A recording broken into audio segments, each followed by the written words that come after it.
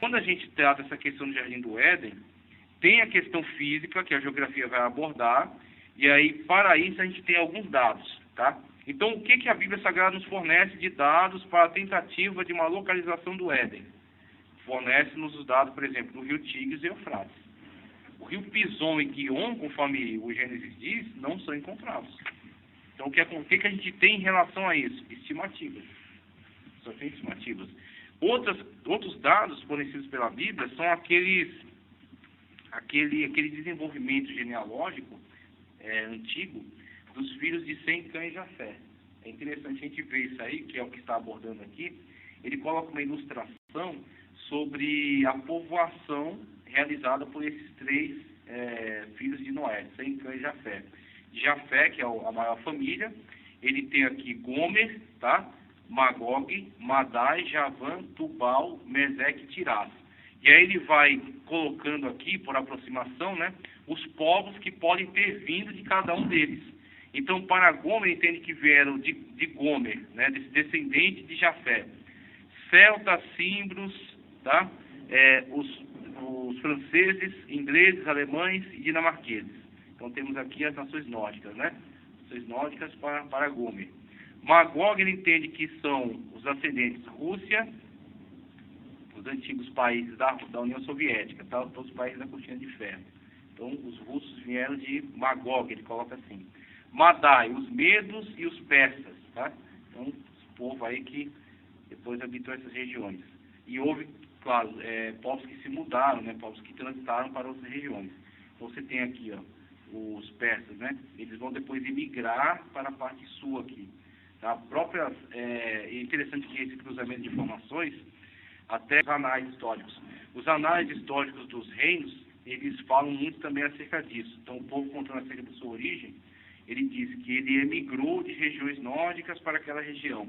É quando você consegue cruzar com dados bíblicos e você consegue construir esse tipo de quadro. Então, ele entende que eles vieram de regiões norte, né, que foram povoadas pelos descendentes de Javé, e emigraram para a região sul, né, ao leste aqui do rio Tigres e Eufrates, o que hoje é o Irã. Tá? Temos aqui a bandeira do Irã da atualidade.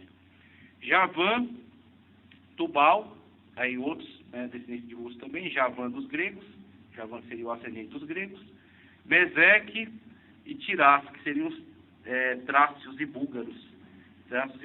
Então temos aí só como exemplo, né, Javé, né, os ascendentes desses povos que são da atualidade, tá?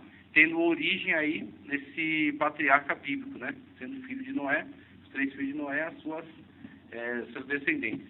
Então temos aí esse pequeno quadro que é apenas ilustrativo, que ele vai nos mostrar aí como essas nações puderam então ter o seu desenvolvimento a partir desses ascendentes. E aí, na questão do Éden, conforme havia colocado, você vai ter essa questão do crescente fértil, e no crescente fértil você vai ter a localização do Éden. Antes de falar sobre o Éden, eu quero falar do crescente fértil, porque esse é um termo muito utilizado por nós. Então, ao longo de toda a geografia, principalmente a geografia bíblica, né, relacionada a Israel, e Israel dentro do seu contexto, a Palestina, o nome Palestina mesmo, a gente usa muito esse nome, né, por causa da mídia. O nome Palestina, ele é quase que uma provocação contra Israel. Por quê? O nome Palestina é o nome latim para filisteu, tá? Então, Palestina é um nome em latim para o filisteu. Os romanos que chamavam a terra de Palestina, tá? Porque quando Israel encheu muito o saco dos romanos, né, durante muito tempo. Então, Israel tinha aquelas restrições religiosas. Então, eles não adoravam o imperador, não permitiam estátuas, né, de deuses, de ídolos na terra deles. Então, o que acontece? Durante algum tempo, eles foram tolerados. Muito tempo eles foram tolerados, né, os romanos recebendo os tributos e tal, e... Desde que pagaram, está dando certo. Exatamente. Até que quando chega em 70 depois de Cristo, tem um primeiro embate. Cristo havia profetizado quando subia para Jerusalém. Ele chora, né, sobre a cidade. Jerusalém, Jerusalém, quiser juntar a voz debaixo das asas. Todavia será destruída. E em outras ocasiões diz para os discípulos, acerca do templo, né, não ficará pedra sobre pedra que não seja derribada. Outros indícios também da grande destruição. Em 70 depois de Cristo, isso se cumpriu. Então, o imperador romano, não tolerando mais essas restrições, de um povinho que para ele era um povinho periférico, né, que estava no rodapé do mundo e que para ele não tinha grande relevância, ele tentou impor, colocar lá a estátua de Deus, de Júpiter, né, dentro do templo, quando então os judeus resistem à primeira invasão. Então o Marechal Tito vai lá, invade, causa alguma destruição, mas não destrói o templo ainda, tá? Mas já causa algum prejuízo. Em 135 vai ter outra revolta, e nessa revolta de 135, dirigida por um chamado Bar Kokhba, Israel será destruído de fato. Aí Israel será arrasado, o templo será arrasado, as cidades importantes serão destruídas, e o nome de Jerusalém é mudado para Aélia Capitolina. Os judeus são definitivamente expulsos da terra, não se permite que eles permaneçam lá, tá? E aí Roma passa a chamar a cidade de Palestina, de Paléstia, tá? Então Palestina em referência aos filisteus, como dizendo, essa terra nunca foi de vocês, essa terra é dos filisteus. Então os filisteus têm que dar nome para essa terra. Então o nome Palestina é uma provocação a Israel. Tá? O nome Palestina é referente ao filisteu. E aí você tem Israel dentro do seu contexto, né? Israel Oriente Médio, e dentro desse contexto do Oriente Médio, o termo assim, mais relevante para falarmos dessas terras é fértil crescente. Agora por quê? Fértil crescente ou crescente fértil? Não tem problema. Esse crescente fértil é interessante a gente entender o porquê dele. Porque a gente cita, né, crescente fértil, como uma forma de localizar-se dentro dessa terra. Mas por que a gente entende que é de fato crescente fértil?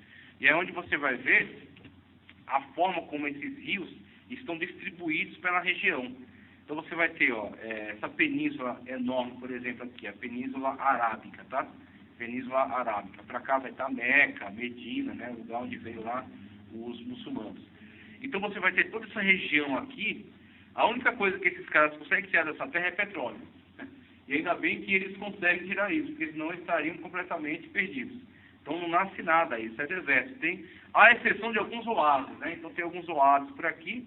As pessoas que dirigem caravanas, eles têm essa manha de conhecer o caminho dos oásis. Então tem, por causa de um lençol freático lá embaixo, às vezes tem um oásis naquela região. Então, a exceção ao grande deserto é alguns oásis que tem espalhados por aí. Não tem, assim, muita relevância histórica também. Por quê? Porque não tem muitas movimentações de povos aqui. Tem pequenas caravanas, pequenos povos que migram de lá para cá, mas não tem relevância histórica. Os grandes acontecimentos históricos da região do Oriente Médio estão relacionados ao crescente fértil, né, que é a região mais disputada pelos povos, as regiões irrigadas, as regiões produtivas. E o crescente fértil, ele é a conjunção da geografia de alguns rios importantes da região. Então você vai ter, por exemplo, para você construir o crescente fértil, esse conceito de crescente fértil, você está, na verdade, conjugando dois continentes aqui.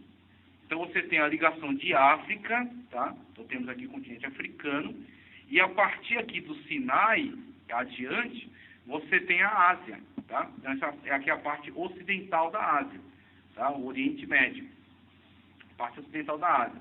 Extremo Oriente, você vai ter a China, Japão, né? A galera do olho puxado, né? Então você tem aqui a parte ocidental da Ásia, o Oriente Médio.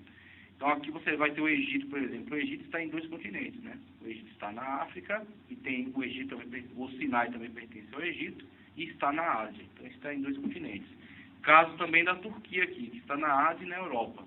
Istambul, que pertence à Turquia, na Europa. Então, o país está em dois continentes. Então, seguindo o conceito de crescente fértil, você vai ter Nilo, tá? Nilo, Jordão, Orontes, que é um pequeno rio que tem aqui em cima, que quase não se fala dele, mas que ele também inclui aqui nessa geografia, né, nesse conceito de crescente fértil.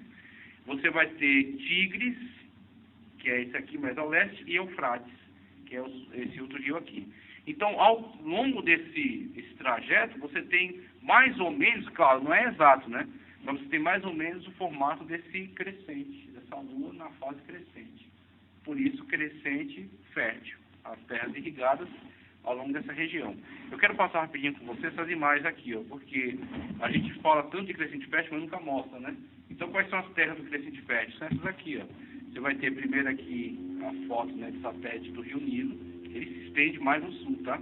Ele nasce lá no chamado Nilo Branco, Nilo Azul, lá no Sudão, e aí vem pelas cataratas, vem descendo aqui para essa região. Uma curiosidade do Egito é que você tem parte norte, tá? Parte sul. A parte sul é o Alto Egito e a parte norte é o Baixo Egito. É invertido esse conceito. Por quê? Aqui é uma questão geográfica. Parte norte, baixa. Parte sul, alta. Então você tem